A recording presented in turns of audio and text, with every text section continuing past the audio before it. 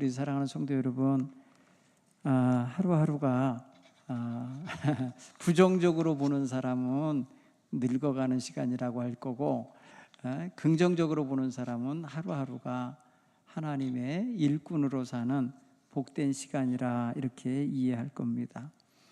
우리 에스더 여선교회나 마리아 여선교회 연세가 이제 70 넘어서 아직 80은 안 됐고, 그죠? 늙었다고 말하기에는 조금 젊은 것 같고, 또 젊다고 하기에는 늙은 것 같고, 애매한 나이 같이 느껴지실지도 몰라요. 그렇지만은 분명히 아랫사람이 볼 때는 나이 드신 어르신들이고, 아주 나이 많으신 분들이 보면 아직도 새댁이고 뭐 그런 거 아닌가 싶어요.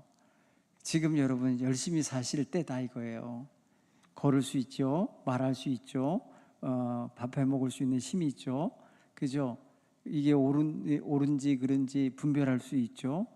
아직 치매 안 왔죠. 그러니까 아직 쓸만한 거예요, 그죠? 아직 몸 우리 쓸만한 거예요. 버리지 않기 바랍니다. 잘 사용하시기 바라요. 오늘 에스더랑 마리아 여선교회라는 이름을 가지고 섬기시는 분들이기에 마리아와 에스더에 대해서 제가 좀 더 생각을 하는 그런 한 주간이었습니다.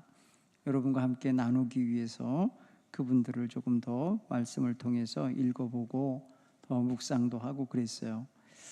오늘 이분들은 각 시대마다 엄청난 시대 차이는 있는 분인데, 이분들이 각자의 자리에서 자신들의 역할을 잘 감당한 그런 분들이다 생각하면 참 귀한 분들이에요. 이분들의 시대 차이는, 에스더는 마리아보다 약 한 450년 앞선 분이에요. 에스더 나이 시대가 더 옛날이에요. 옛날, 훨씬 옛날. 성경 물론 마리아가 여러 명 있지만 제가 오늘 택한 마리아는 예수님 어머니 마리아예요. 뭐 제목 붙은 마리아가 많거든요. 막달라 마리아도 있고, 나사로의 여동생 마리아도 있고, 또 여러 마리아가 있겠지만은 오늘 사용하고 있는 본문에 등장하는 마리아는 예수님 어머니 마리아예요. 두 분은 450년이라고 하는 긴 어떤 그런 역사적인 차이는 있지만, 우리식으로 말하면 조선시대의 어머니와 지금 현대의 어머니를 생각해 보면 돼요.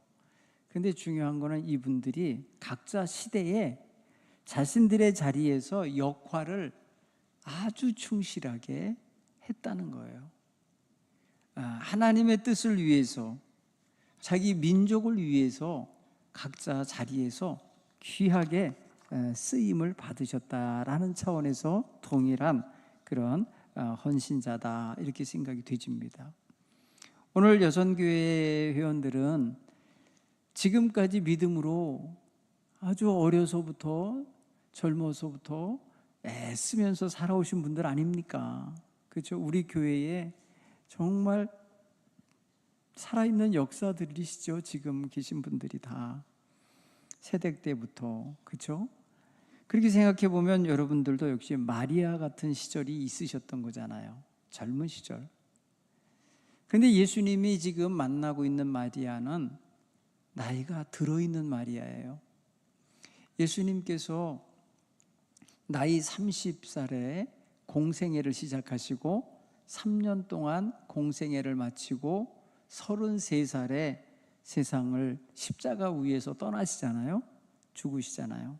그때 마리아는 나이가 거의 제 생각에도 한 60은 된 분이 아닌가 싶어요. 나이가 여러분보다 젊다고 생각하셔도 돼. 어쨌든 간에 그때에 자식을 먼저 앞세우고 있는 슬픔을 겪고 있는 거예요. 그것도 생짜로 죽고 있는 장면을 보고 있는 엄마예요. 그러니까 가슴이 메어지게 아픈 엄마예요. 지금 등장하고 있는 마리아의 심정은. 그런데 이 마리아는 그때 이미 하나님 앞에 자신의 몸을 내어 드릴 때에 하나님 말씀대로 이루어지길 원합니다 하며 결단하신 분이에요. 그러니까 그 과정은 자기가 낳을 아들 예수님, 하나님의 아들이신 그분이 어떤 삶을 살다가 어떻게 죽으실지는 모르는 때예요. 그저 처녀 때, 동정녀 처녀일 당시에 하나님의 명령을 천사를 통해서 들을 때에는 그 상황을 다 모르고 있을 때예요. 그렇지만은 하나님의 뜻을 전하는 천사의 말에 전적으로 신뢰하면서 즉각적으로 순종한 여인이잖아요. 예, 주의 말씀이 이루어지이다. 주의 말씀이 능치 못함이 없다는 천사의 말을 듣고 그러면 제가 받아들입니다. 주의 여종이오니 주의 말씀대로 내게 이루어지이다. 내게 이루어지이다. 내 몸 안에서 이루어지기를 원합니다. 이렇게 받아들였잖아요. 사실 이거는 굉장히 당시에 여성으로서 그 결혼을 앞둔 여인의 입장에서는 이해할 수 없는 상황이죠. 이해가 안 될 상황임에도 불구하고 자기의 생명과 안위마저도 하나님이 달라 하시니 드리겠다는 거예요. 내가 네 몸이 필요하다 하신 거잖아요. 내가 네 몸을 빌려서 내 아들을 세상에 보낼 테니 네 몸이 필요하니 사용할 수 있게 하라. 이게 하나님이 요구하신 거예요. 구체적으로 말하면 사용하세요. 제 몸을 사용하세요. 제 태를 사용하세요 하고 자기가 주의 말씀대로 내게 이루어지이다 하고 받아들인 거잖아요. 여기서 이미 마리아는 자기의 생을 하나님께 드릴 작정을 한 거예요. 희생을 각오한 거예요. 그러면서 순종한 거예요. 그렇죠? 그러니까 마리아는 훌륭한 마음이 이미 이때 자리 잡은 거죠. 자기의 뜻으로는 행복한 가정을 이뤄서 목수 요셉과 단란하게 살고 싶은 계획이 있었을 거예요. 정혼한 여인이니까 남편이 나를 이제 데려갈 날을 기다리면서 혼인 날짜를 기다리고 있었던 때란 말이에요. 그러면 나름대로 자기의 소망과 꿈과 또 계획을 품고 있을 때라고요. 남편과 오손도손 아름답게 살아야지. 비록 가난하더라도 열심히 일하면서 가정을 세워야지 하고 혼인할 남편의 날을 기다리면서 행복을 꿈꿨을 거란 말이에요. 그런데 하나님께서 네 몸을 다오 할 때 내어드리면서 자기의 뜻과 행복한 삶까지도 내어드린 거예요. 남편과 행복하게 살려고 인간적으로 계획했던 그 계획마저도 내려놓고 갑자기 끼어들어오는 하나님의 계획을 받아들인 거예요. 그러니까 여기서 이미 마리아는 내 뜻대로 마시고 아버지 뜻대로 이루어지기 원합니다. 예수님이 겟세마네 동산에서 마지막 기도하던 그 장면이 마리아가 태중의 아이를 얻게 되는 날, 주님의 뜻이 내 안에서, 주님의 말씀이 내 안에서 이루어지기 원합니다 하며 내어드리는 날, 그게 이루어진 거예요. 그렇게 읽혀져요. 그렇죠? 그렇게 느껴지지 않아요? 마리아가 자기 생명을, 자기 태를 지금 하나님이 쓰시도록 내어드릴 때엔 이미 내가 여느 여자처럼 살 사람이 아니구나를 아는 거예요. 여러분, 요새 카톨릭에서는 이 마리아, 이때 이런 결단을 한 마리아를 추앙하는 거예요.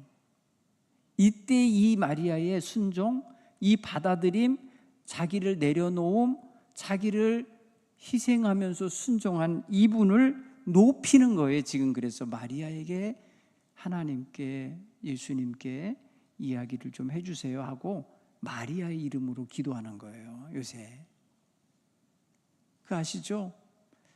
요한복음 2장에 보면 가나의 혼인잔치에 갔을 때에 포도주가 모자라니까, 포도주가 모자랄 때 그 포도주 모자라는 상황을 누가 예수님께 전했어요?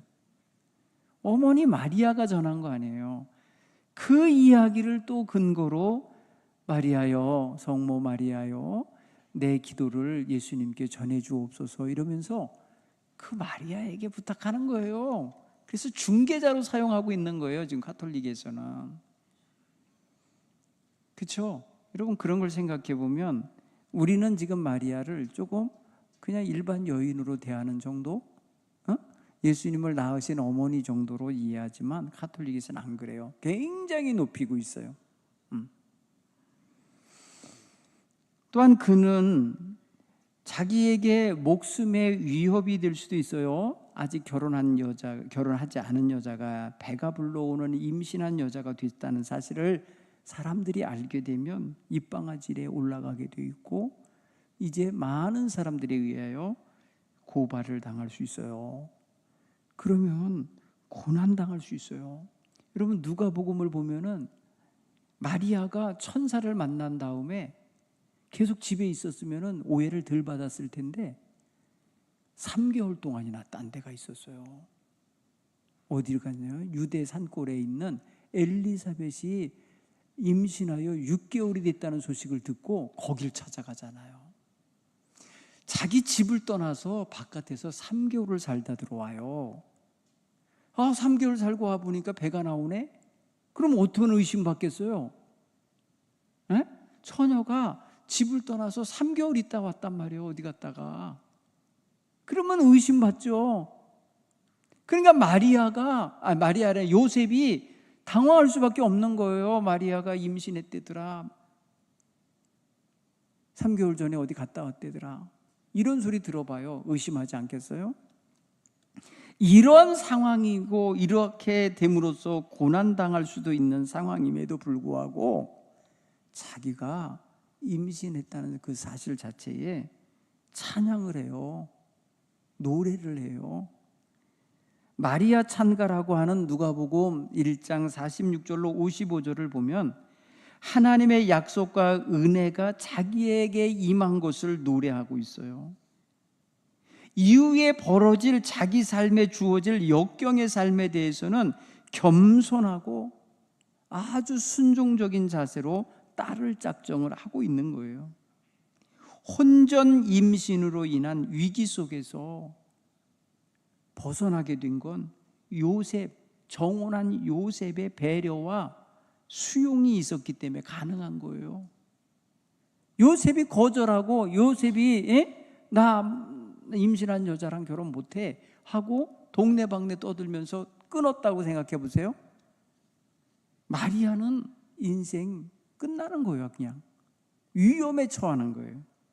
그런데 놀랍게도 하나님은 요셉의 꿈에 현몽하셔서 다윗의 자손 요셉아, 네 아내 마리아 데려오는 걸 두려워하지 마라 하면서 다독이시고 그 섭리, 지금 진행 중에 있는 하나님의 뜻이 어떻게 진행되고 있는지를 알게 해주어서 요셉으로 하여금 임신한 마리아를 집으로 데려오게 하고 임신 중에 있는 그 아기를 자기 아기로 양자 삼는 거예요. 받아들이는 거예요.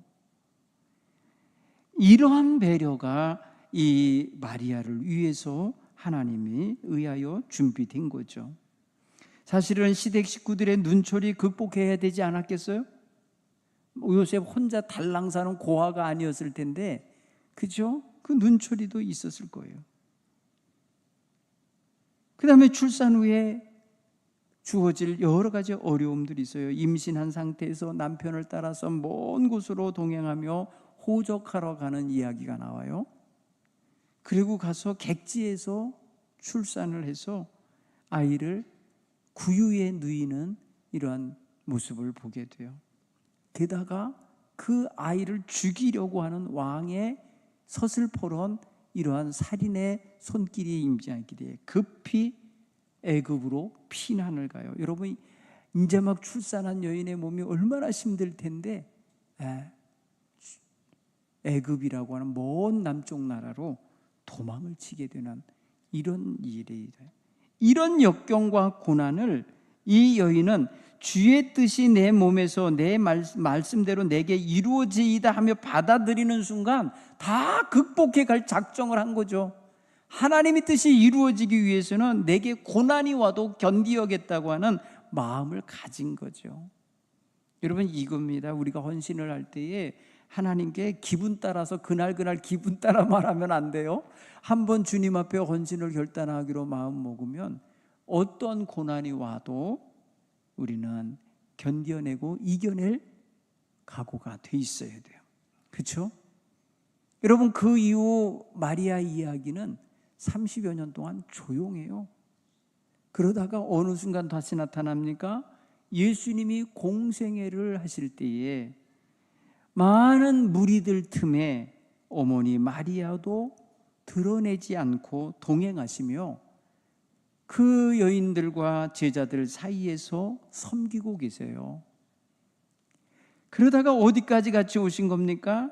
그 헌신적인 어머니의 모습은 마침내 십자가에서 아들이 못 박혀 죽임당하는 현장까지 와 계신 거예요. 그리고 거기서 가슴 찢어지는 아픔을 겪으며 눈물 흘리며 슬퍼하시는 거예요. 그런가 하면 더 나아가서 어디까지 가시냐? 부활의 현장인 무덤에 거기에 가는 자리에도 있는 거예요. 그렇게 생각해 보면 이 어머니는 예수님을 잉태하는 순간부터 예수님이 부활 승천하시는 그 자리까지 이르는 동안에 남모를 마음고생, 남모를 눈물, 남모를 아픔을 겪어내신 거예요. 여러분, 출산하면은 친정에 가서 몸조리도 하고 따뜻하게 살아야 되는 것 맞는데 여러분, 지금 머나먼 곳으로 여러분 피난을 가는 형편이 됐다. 그 얼마나 슬픈 거예요. 여인의 입장에서 괴롭죠. 그런 면에서 생각하면 마리아는 결단한 이후에 순종의 삶을 포기하지 않고 꺾지 않고 왜곡시키지 않고 계속해서 그 길로 가셨다는 걸 알 수 있어요. 그의 순종하는 모습은 지지부진하게 엿가락 늘어지듯이 한 게 아니라 딱 부러지게 한 거예요. 딱 부러지게 하나님이 찾아오셔서 말씀하시는 그날 받아들인 거예요. 며칠 기도해보고 결정할게요, 이게 아니에요. 마리아는 아주 과단성 있게 결단력 있게 받아들이고 순종한 거예요. 자기에게 위기와 고난이 될 수도 있고 불명예가 될 수도 있고 자기의 생명에 위해를 당할 수도 있는 상황이 벌어질 거라는 걸 알면서도 받아들인 거예요. 그러니까 주님의 뜻이라면 내가 죽어도 좋습니다죠. 이런 마음이 그 안에 있으셨던 거예요. 그러면서 그가 낳은 아들이 이적과 기사를 행하며 수많은 사람들에게 말씀을 가르치면서 하나님 나라를 선포할 때 얼마나 뿌듯했겠어요. 그렇죠? 예수님의 그 다니시는 곳에 어머니 따라다니면서 보시면서 얼마나 뿌듯했겠어요. 처음에는 말이에요, 미쳤다고 생각했어요. 아들이 말이에요, 집 나가고 가버나움이라는 곳에 가서 살고 있어요. 산골에서 나와서 호숫가에 와서 살았어요. 그때에 예수님이 많은 사람들의 귀신도 낫게 하고 병든 자도 고쳐주고 막 이러니까 미쳤다고 막 해갖고 가족들이 데리러 왔었어요. 예수님을 잡으러 왔었어요. 끌고 가려고, 집에 데려다 놓으려고. 그때에 마리아도 따라왔었어요. 사람들은 그렇게 대하고 있을 때에 마리아는 소가리를 한 거예요. 내 아들이 나가서 사람들에게 손가락질 당하고 비난당하고 고난당하고 욕먹는다? 이럴 수 없지. 데리러 온 거죠. 그러나 그게 아님을 알았을 때, 그는 역시 아무 말 없이 따르는 무리 가운데서 섬기시는 어머니로서 있으셨다는 걸 깨닫게 됩니다. 슬픔 속에서도 가슴을 치며 찢어지는 아픔 속에 있으면서도 그 자리를 떠나지 않고 지켜보고 있는 어머니의 모습을 요한 사도는 증거하고 있어요. 그렇게 생각해 보면은 마리아는 정말 순종과 헌신의 삶을 예수님의 생애 전체에 쏟아 부으신 분인 거예요. 탄생하는 순간부터 죽는 순간까지 이 어머니는 동행하며 다 쏟아 부은 거예요. 이게 바로 마리아의 헌신의 모습이에요. 예수 어머니 마리아의 모습. 그런가 하면 오늘 성경에서 등장하는 에스더를 보십시오. 에스더는 이 바벨론으로 끌려간 포로민의 후손입니다. 포로민의 후손이 끌려가서 몇 대째 사는 거예요. 여러분 597년에 1차 포로 가고 587년에 2차 포로가 바벨론으로 끌려가게 되거든요. 그때에 그의 조상들도 끌려간 거예요. 그런데 지금 이 에스더가 이런 활동을 하고 있을 때가 언제냐?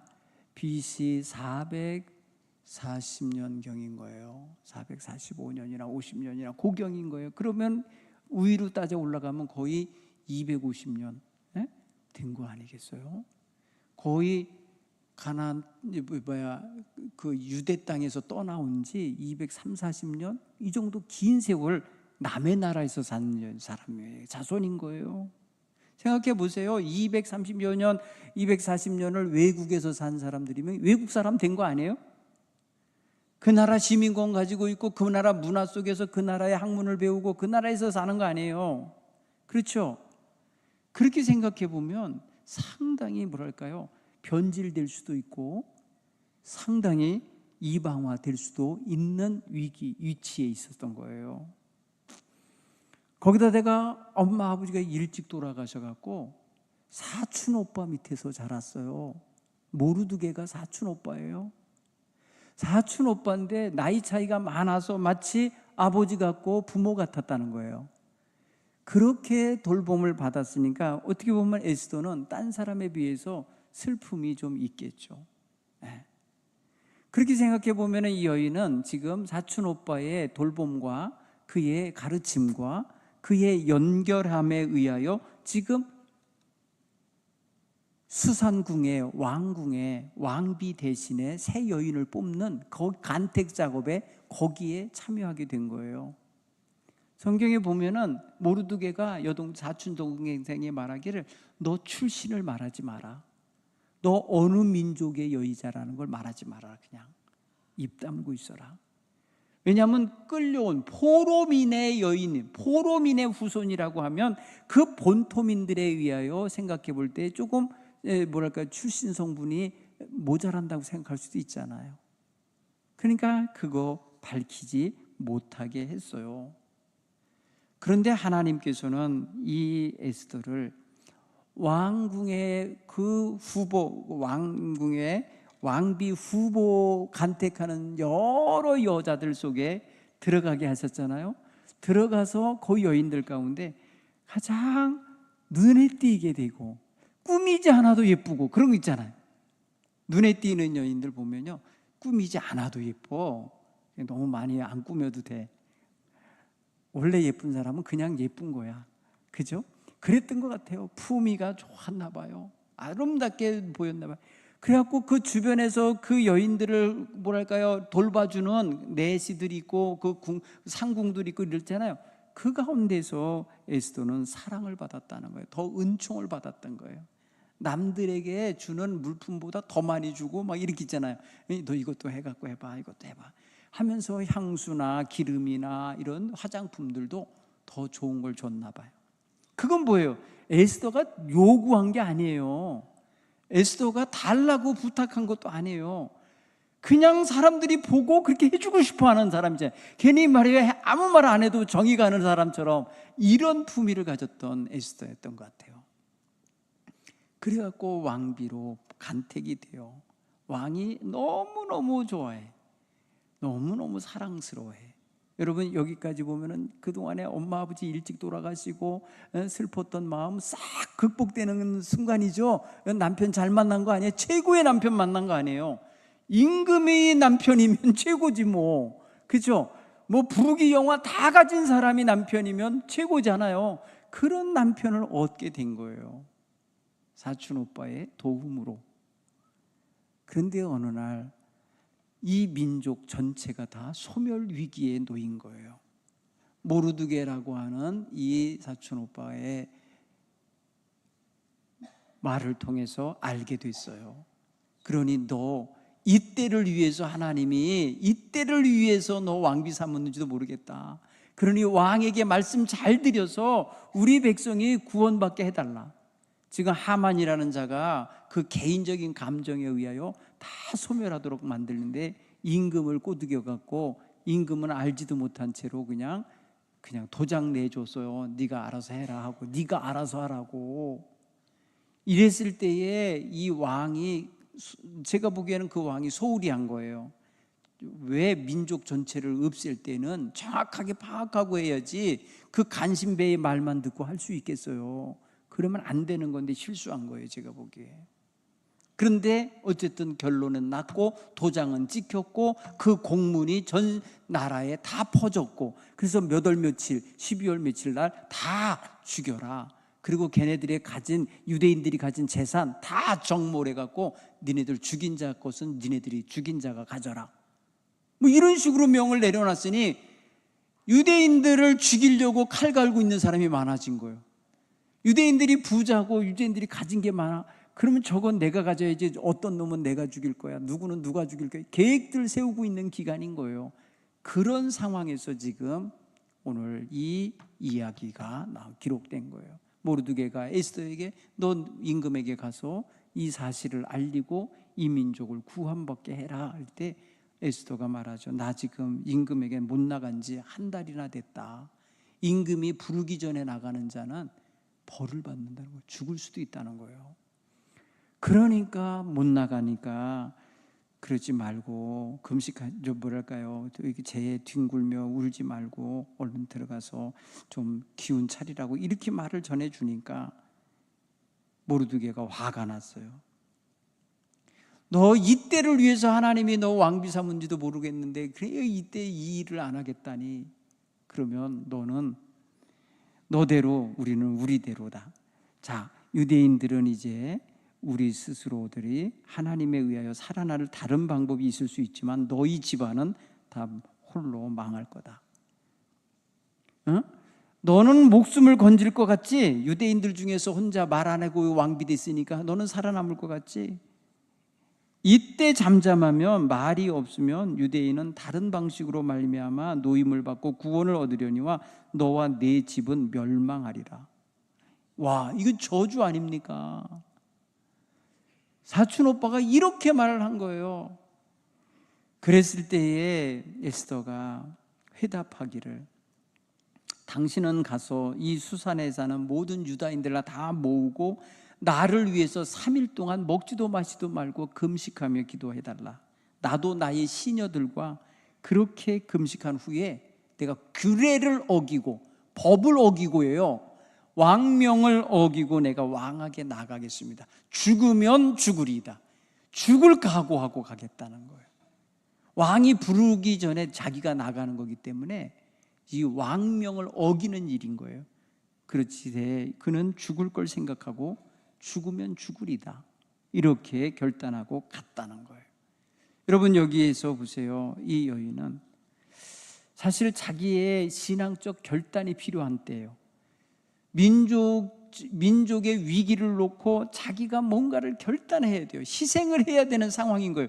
가장 가까이, 왕 가까이에 있는 사람으로서 왕의 귀에 말을 해야만 하는 거예요. 이 역할을 해야만 해요. 그런데 이거는 저 밑에 있는 백성, 왕궁 바깥에 있는 사람이 할래야 할 수가 없는 거예요. 아, 이때를 위해서 네가 왕비가 된 것인지 누가 알겠느냐, 이러면서 요청을 한 거예요. 그때 깨닫는 거예요.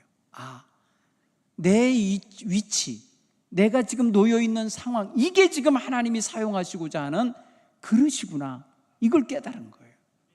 여러분, 오늘 우리는요, 우리의 위치, 우리 손에 들고 있는 거, 우리가 가지고 있는 재능, 우리가 가지고 있는 모든 달란트들이 이게 다 하나님의 뜻을 이루려고 우리에게 담아주신 하나님의 계획표 속에 들어있는 거라고 여길 수 있기 바랍니다. 그러면 여러분, 두려워할 거 없어요. 그것이 하나님이 내게 맡기신 일이요, 내게 주신 사명과 관련된 달란트라면 충분히 그걸 가지고 사명을 감당하게 하실 거라 믿습니다. 그래서 오늘 내가 왕비가 된 게 이게 하나님의 섭리구나 라는 걸 깨달은 거예요. 여러분, 하나님의 섭리, 하나님의 뜻을 깨달으면 일이 시작된 거예요. 멋진 일이 시작되는 거예요. 여러분이 이런 경험들을 갖게 되기를 바랍니다. 그러면서 가진 결단이 뭐예요? 내가 죽으면 죽으리다. 죽을 각오를 한 거예요. 하나님의 섭리를 깨달은 사람이 죽을 각오를 하고 임하면요, 반드시 하나님의 놀라운 역사와 도우심이 그 인생에게 주어지리라 믿습니다. 여러분 보세요. 이제 이 바톤이 에스더에게 오니까 바로 다 명령하고 주관하잖아요. 그동안은 사촌 오빠가 주관한 거 아닙니까? 자기 인생을 너희 민족도 말하지 마라, 뭣도 말하지 마라. 근데 지금 뭐 해야 되는 거예요? 말해야 될 때가 온 거예요. 여러분, 왕비 될 때 자기가 어느 민족이고 어느 출신인지 말하지 말라고 막았던 거예요, 오빠가. 그런데 지금 죽을 위기가 됐으니까 이제 네 민족을 밝혀라 하는 거예요. 네가 누구 민족이고 어떤 민족이근데 그 민족이 지금 위기 속에 놓여 있음을 밝혀야 될 때가 된 거예요. 여러분, 이거예요. 자기의 까지 않고 덮어놨던 이 카드를 뒤집어야 되는 순간이 온 거예요. 이때가 위기일 수가 있는 거예요. 그러니까 죽으면 죽으리다. 이 내 민족과 함께 내가 같이 죽겠습니다 하고 민족의 운명 속에 자기도 같이 거기에 일원으로서 올려놓는 행동을 하는 거예요. 결단이 필요했겠죠. 그죠? 죽을 각오라고 하는 건 결단이에요. 그리고 나서 리더십을 발휘한 거예요. 오빠에게도 시키잖아요. 그러니까 오늘 성경 마지막 편에 보면요, 17절에 보면 모르드게 오빠예요. 사촌 오빠가 가서 에스더가 명령한 대로 행했다잖아. 명령한 대로. 결국 뭐예요? 누가 명령하는 거예요 지금? 에스더가 명령을 하고 있는 거예요. 움츠려들고 있었던 여자, 죽을까 봐 두려움에 떨고 있던 여자, 자기 신분도 밝히지 못하고 감춰진 채로 중궁전에 멈춰 있었던 여자가 자기가 누군지를 노출시키고 자기의 위기가 지금 어떤 위기인지를 말하고 자기와 함께 민족 전체를 살려야 된다고 하는 이런 커다란 명분 앞에서 자기 하나 개인의 생명 죽을 각오한 거예요. 그러니까 강력한 리더십이 발현된 거예요. 3일 동안 금식하는 기도하는 동안에 이 여인에게는 지혜가 주어졌어요. 아주 지혜로워. 어떻게 하면 임금에게 충격을 덜 주면서 어떻게 하면 효과적으로, 어떻게 하면 정확하게 이 현실을 알릴까? 그죠? 그런 걸 마음에 품었던 것 같아요. 왜냐하면 진행하는 일을 보면은 급하게 서두르지 않아요. 굉장히 진중하게 천천히 진행해 가는데 잔치를 베풀 테니 임금님 오세요 라고 하는 남편을 초대하는 일로 시작을 해요. 여러분, 남편이 부르기 전엔 그 왕궁 집무실 쪽으로 갔다는 사실 자체는 결단하고 간 거예요. 그때에 기도하는 3일 동안 기도할 때 무슨 기도를 했겠어요? 하나님, 제 남편의 눈에 제가 뜨였을 때 화내지 않게 해주십시오. 사랑스럽게 보이게 해주세요. 나를 불러서 내 마음의 소원을 들어주고 싶은 마음이 들게 해주세요 라고 기도했을 것 같아. 성경은 마치 그렇게 된 것처럼 기록이 돼요. 왕이 말해 에스더 보자마자 반색을 하면서 기뻐합니다. 어서 오라고. 무슨 소원이 있냐고. 내가 내 나라의 절반이라도 떼주겠다고. 여러분, 부인에게 자기 나라의 절반이라도 떼주겠다는 거예요. 그럼 얼마나 큰 나라인 줄 아세요? 그 당시에 이 페르시아 제국이 그 정도로 아내에게 어떻게 된 거예요? 마음문이 활짝 열려 있었던 거예요. 한 달 전만 해도 아무도 내가 부르기 전에 오지 마라, 중전도 오지 마라, 왕비도 오지 마라 이렇게 명령했던 사람 아닙니까? 그런데 놀랍게도 이렇게 마음이 변한 거예요. 이게 금식기도한 에스더의 응답이 아닐까 싶어요. 그러니까 가갖고 무슨 심각한 거 구한 게 아니라 뭐라 그래요? 내가 잔치를 베풀 테니까 임금님 오세요, 남편님 오세요, 오실 때 걔 옆에 있는 애 하만 데리고 오세요. 이렇게 해가지고 중무총리쯤 되는 하만과 왕만 딱 불러서 두 사람만을 위한 특별 잔치를 해줬단 말이에요. 너무 즐겁고 좋은 거예요. 자기의 사랑스러운 아내가 대접해 주니까. 이 지혜를 발휘해요. 급하게만. 그날도 말해요. 잔치 자리에서 에스더야, 무엇을 원하느냐? 네가 나라 반을 원해도 내가 주겠다. 뭘 원해든지 다 주겠다. 이렇게 말한 거예요. 근데 뭐라 그래요? 내일도 또 오세요. 내일도 또 오세요 정도. 이거 얼마든지 하잖아요. 내일도 또 오세요. 그런데 그것도 즐거운 밥 먹으러 오라는데 못 올고 뭐 있어요? 가죠. 또 즐겁게 간 거 아니에요. 그때 그때 얘기를 하는 거예요. 마음에 다 열렸을 때, 경계령이 하나도 없이 다 해제됐을 때, 술도 얼큰이 들어갔을 때 얘기를 한 거예요. 지금 우리를 구해주세요. 나와 내 민족을 구해주세요. 나와 내 민족이 한날 한시에 다 죽게 생겼어요. 그때서야 자기 신분, 자기 민족 밝히는 거 아닙니까? 이게 무슨 일이냐? 누가 그런 짓을 하냐? 누가 감히 이 중전에 민족을 다 죽이려고 하냐? 얘가 그래요. 하만 옆에 앉아 있잖아요. 얘가 지금 하는 일의 그 대상이 바로 우리 민족이에요. 내 민족이에요. 알린 거 아니에요. 그러니까 임금은 모르고 있었던 거예요.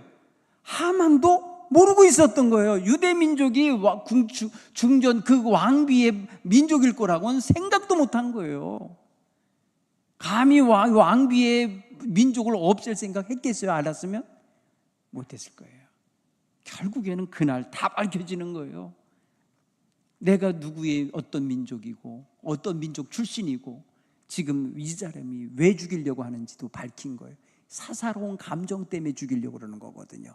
자기한테 모르드게가 절하지 않았다고, 자기를 높여주지 않았다고 개인적인 감정을 갖고 그 민족 전체를 죽이려고 그런 거잖아요. 그 모든 사실을 밝히 드러내고 민족을 구원해내는 이 놀라운 에스더의 용기와 결단을 보게 되는 거예요. 사랑하는 성도 여러분, 여기 두 여인의 매력이 있어요. 마리아에게서 얻을 수 있는 매력, 에스더에게서 발견할 수 있는 매력, 이게 여러분들에게도 있었으면 좋겠어요. 고요한 믿음의 향기가 느껴져요. 순수한 헌신의 믿음이 느껴져요.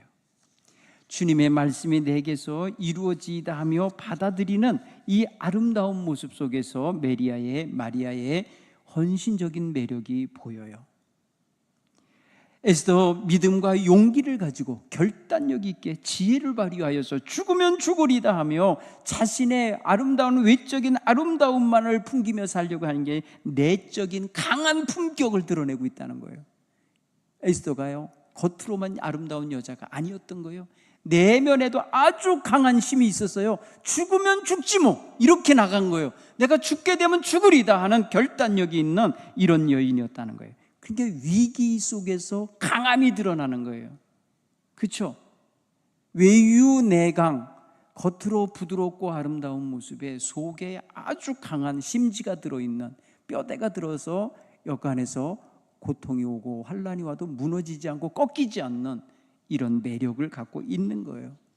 죽을 때 되면 죽지 뭐, 죽게 되면 죽을 거야 하고 죽음도 불사하려고 하는 이런 리더십이 바로 매력이죠. 이런 강단력이 좀 있어야 돼요. 그런가 하면 굉장한 지혜와 전략이 있는 여자예요. 부인으로서 남편에게 어리광을 피면서 이거 해줘요 저거 해줘요 다 할 수 있지만 안 그러잖아요. 품위 있게 임금답게 대접해 주면서, 그러면서 동시에 지혜를 발휘해서 누구도 알지 못하게 단 둘이만 불러가지고 처리하는 거 보세요. 이게 공론화 시켜갖고요, 많은 신하 있는 앞에서 해봐요. 그러면 다른 신하들이 이 유대 민족을 싫어하는 자들도 있을 수 있잖아요. 그런 거 다 막아내잖아요. 이게 바로 전략적이고 지혜로운 에스더의 매력이에요. 이 여인은 서두르지 않아요. 그렇죠? 기다리면서 일을 처리해 가는 거 보십시오. 오늘 저와 여러분 정말 여인들에게서 배워야 될 이런 리더십이 우리 남성들에게도 도전이 될 거라 믿습니다. 오늘 마리아 여선교회와 에스더 여선교회원들 정말 매력 있는 믿음을 가지시고 남은 여생 헌신을 많이 하시다가 하나님 부르심을 준비하고 받아들일 수 있게 되기를 간절히 축원합니다.